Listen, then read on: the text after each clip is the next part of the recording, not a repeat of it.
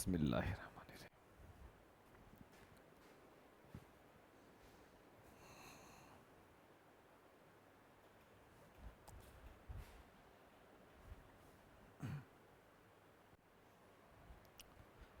Hello बाबू, आज हम लोग अपने पोइट्री सेक्शन का तीसरा चैप्टर लेकर आए हैं जिसका नाम है पॉलीथीन बैग। पॉलीथीन बैग नाम है इसका, ये मतलब नहीं है कि ये प्रदूषण से जुड़ा हुआ है। अपने जो राइटर हैं जिनका नाम दुर्गा प्रसाद पांडा है, पांडा पांडा पांडा ठीक रहेगा, है ना। दुर्गा प्रसाद पांडा है। इन्होंने बहुत ही अच्छे तरीके से एक प्लास्टिक का एग्जाम्पल लेकर के इंसान के उन भावनाओं को दर्शाया है। बहुत सारे बातें हैं, इंसान का जो ग्रजेस है, जो उसके मन मस्तिष्क में रह जाता है, वो किसी जहर से कम नहीं है। तो वो ग्रजेस को, ग्रज का मतलब होता है बाबू, ग्रज का हम सीधा अर्थ अगर आपको बताएं तो ग्रज का मतलब होता है वो ऐसे प्रक्रिया जो इंसान गुस्सा होने पर किसी के सामने वो एंजर इशू को किसी के सामने निकालना चाह रहा था, बट किसी कारण से अपने अंदर के जो जो उसके अंदर जो मेडिटेशन पावर है उस पर वो अधिकार जमा लिया। वो उस गुस्से को बाहर नहीं निकाल पाया, बट अंदर ही अंदर वो उन ग्रजेस को पाल रहा है, जिस वजह से एक टाइम के बाद जिस तरीके से वायुमंडल में पॉलिथीन बैग प्रदूषण फैलाती है ना, वैसे ही वो ग्रजेस भी इंसान के मन को पूरी तरह से मैला कर देती है। आया बात समझ में? तो देखते हैं कि दुर्गा प्रसाद जी किस प्रकार से एक पॉलिथीन बैग को इंसान के उस ग्रजेस से जोड़ते हैं। बड़ा मजा आएगा यार देखने में। चलो शुरू करते हैं बाबू। क्या लिखते हैं? दुर्गा प्रसाद पांडा, ठीक है भाई, occupies a prominent position in Odia literature. समझ में आई बात? उड़िया साहित्य में दुर्गा प्रसाद पांडा का जो योगदान रहा है, जो पोजीशन है, वो एक प्रोमिनेंट, बहुत ही महत्वपूर्ण स्थान है उड़िया लिटरेचर। लिटरेचर का मतलब होता है बाबू साहित्य में, उड़िया साहित्य में। ठीक है सर, समझ में आ गया सर, कोई भारी बात नहीं है। प्राइमरली मीन्स मुख्य रूप से ए लिंग्विस्टिक, एक भाषाविद जिनके पास भाषाओं पर अच्छा पकड़ होता है। Also linguistic, Panda also writes poetry in English and sometimes translate Odia poems into English and vice versa. Primarily, मुख्य रूप से वो एक लिंग्विस्टिक है, एक भाषा पर उनका ठीक ठाक पकड़ है, उड़िया भाषा पर। लेकिन पांडा ने लिखा और भी लिखा है, राइट्स पोइट्री, कविता को लिखा है उन्होंने इंग्लिश में, इन इंग्लिश एंड समटाइम्स, और कभी कभी उन्होंने ट्रांसलेट भी किया है उड़िया कविताओं को, उड़िया भाषा की कविताओं को इनटू इंग्लिश, अंग्रेजी में, एंड वाइस वर्सा, मींस अंग्रेजी को उड़िया भाषा में, उड़िया भाषा को अंग्रेजी में, इंग्लिश में इसे बोला जाता है वाइस वर्सा। ठीक है। हिज फेमस वर्क्स, उनके कुछ प्रसिद्ध काम, हिज फेमस वर्क्स आर सावरानी एंड रेज, ये दो उनके कुछ फेमस काम हैं। इन द प्रेजेंट पोयम, लेकिन ये जो कविता आपके सामने है जिसका नाम है polythene bag, in the present poem polythene bag जिसका नाम है, ही टचेज, वो छूते हैं on the pressing issue of polythene bag, उस मुद्दे को जो आज बहुत ज्यादा ज्वलंत है, जो कि पॉलीथीन बैग है, एंड द इविल कॉन्सिक्वेंसेज, और उसका दुष्ट, इविल बुरा प्रभाव, इट हैज ऑन एनवायरमेंट, जो पर्यावरण पर है। देख के तो यही लगा ना, बट देखो इसके बाद कितना जरूरी बात लिखा गया है कि the strength of the poem, लेकिन इस कविता का जो स्ट्रेंथ है वो क्या है भाई? पॉलिथीन बैग से प्रभाव पड़ता है, तो इस कविता में ऐसा कौन सा खास बात हुआ कि इसे आपके किताब में शामिल किया गया? खास बात यह है कि the strength of the poem is the correlation between human emotion and a mundane thing like polythene bag. यानी के ये लिखा गया कि इस कविता का जो स्ट्रेंथ है ना, वो स्ट्रेंथ है एक कोरिलेशन, यानी एक संबंध स्थापित किया गया है। किसके बीच में? कोरिलेशन बिटवीन, किसके बीच में? इंसान की भावनाओं के बीच में, एंड ए मंडेन थिंग, और एक अपशिष्ट। वो अपशिष्ट क्या है? लाइक अ पॉलिथीन बैग। वो अपशिष्ट चीज क्या है सर? सर वो है पॉलिथीन बैग। यानी एक पॉलिथीन बैग और इंसान के भावनाओं के बीच में कुछ तुलना करके कमाल कर दिए होंगे, है ना। चलो शुरू करते हैं। क्या लिखा गया है? हर्ट, आराम से, हर्ट, हर्ट का मतलब क्या होगा सर? आहत, है ना, चोट। लेकिन ये वो वाला चोट नहीं हुआ बाबू, ये वो चोट है जो इंसान को हृदय में लगता है, उसको बोला गया हर्ट, और हृदय को बोला जाता है हर्ट, HEART। अंतर समझ में आ रहा है ना बाबू? Hurt, hurt, hurt is such a strange polythene bag. इंसान के दिलों पे जब चोट लगती है तो उस समय जो उसको दर्द हुआ है ना, उस हर्ट को बोला गया है कि एक अजीब तरह का ये भी एक पॉलिथीन बैग ही है। कौन?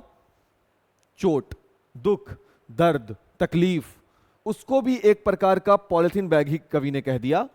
विच नेवर गेट्स, जो कभी नहीं, which never gets dissolved into the earth crust, जो कभी भी पृथ्वी के क्रस्ट में डिसॉल्व नहीं होता, घुलता नहीं है।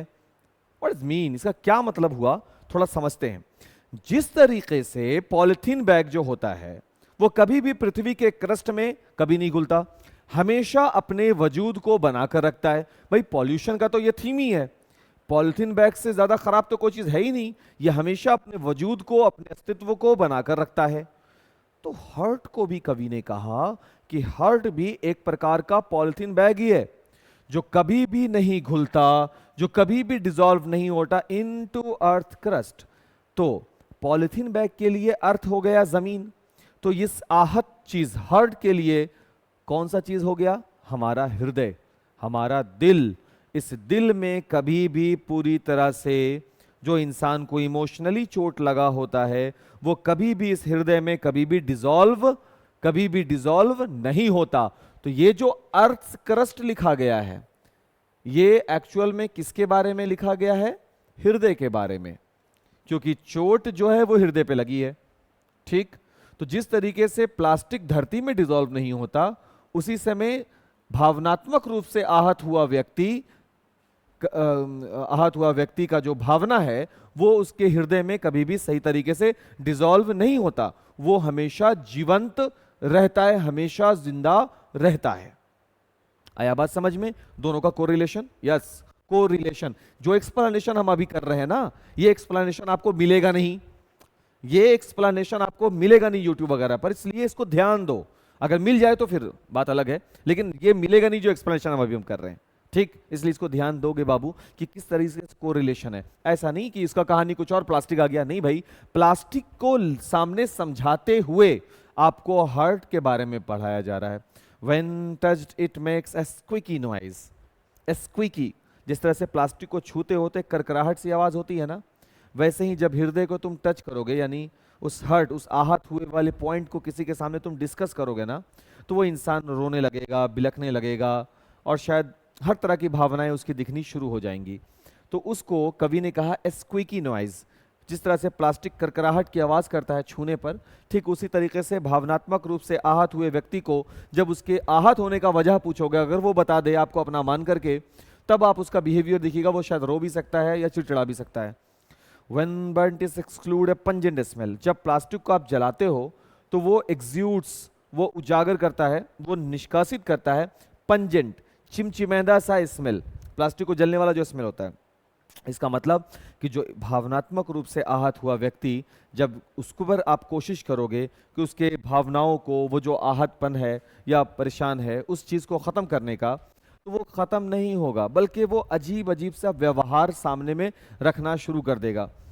क्योंकि हम इंसान फॉरगेट और फॉरगिव सिर्फ पढ़ते हैं, इस पर हम लोग अमल नहीं करते। मतलब हम खुद आपको पढ़ा रहे हैं, बट समहाउ हम भी इस पर अमल कभी नहीं कर पाएंगे, हो ही नहीं पाता है यार। लेकिन है तो इंसान ही ना, तो हम लोग एक काम कर सकते हैं, अभी से कोशिश कर सकते हैं, इस वक्त से कोशिश कर सकते हैं, है ना।